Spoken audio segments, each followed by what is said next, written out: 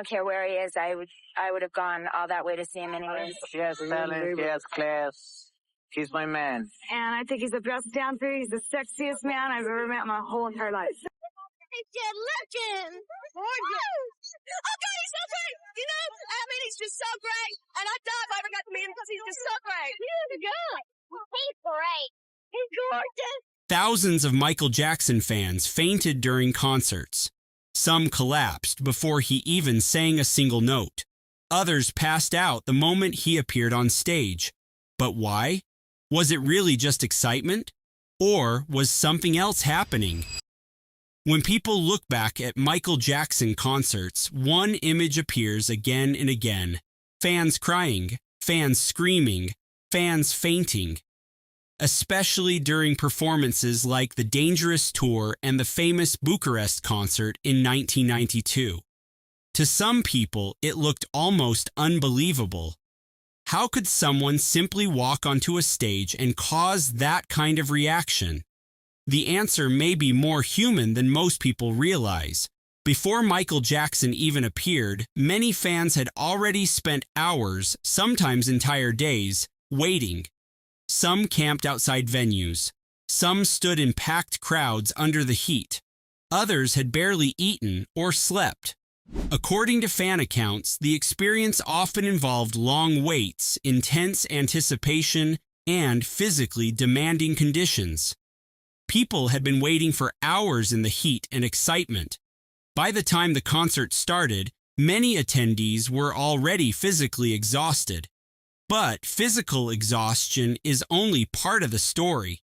For many fans, seeing Michael Jackson wasn't like seeing an ordinary celebrity. Some had followed him for years. Some had grown up listening to his music. Others had traveled great distances just for a chance to see him once.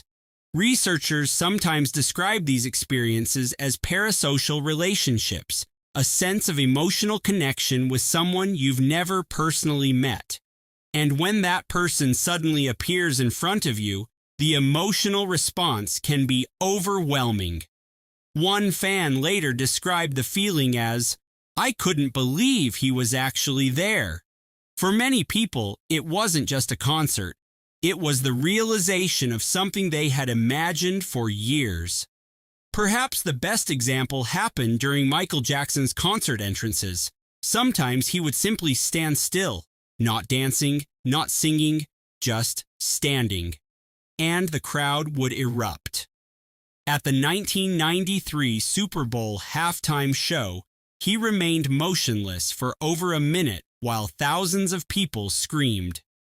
To an outsider, it might seem irrational. But psychologists often note that intense group environments can amplify emotional responses.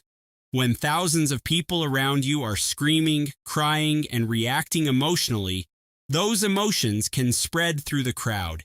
The experience becomes collective. So why did they faint? The simplest explanation is also the most realistic one. Many accounts point to a combination of emotional intensity, physical exhaustion, dehydration, heat, crowd pressure, and the overwhelming experience of finally seeing Michael Jackson in person, not one factor. Several factors working together, because for many fans, that moment represented years of anticipation compressed into a few seconds. So did Michael Jackson have a unique effect on people? Absolutely. But the story is bigger than celebrity. It's about emotion, expectation, crowd psychology, and what happens when millions of people spend years imagining a moment and then suddenly find themselves living it. Because sometimes people weren't fainting because they saw Michael Jackson. They were fainting because the experience became bigger than their bodies could process. And that's what made those moments so unforgettable.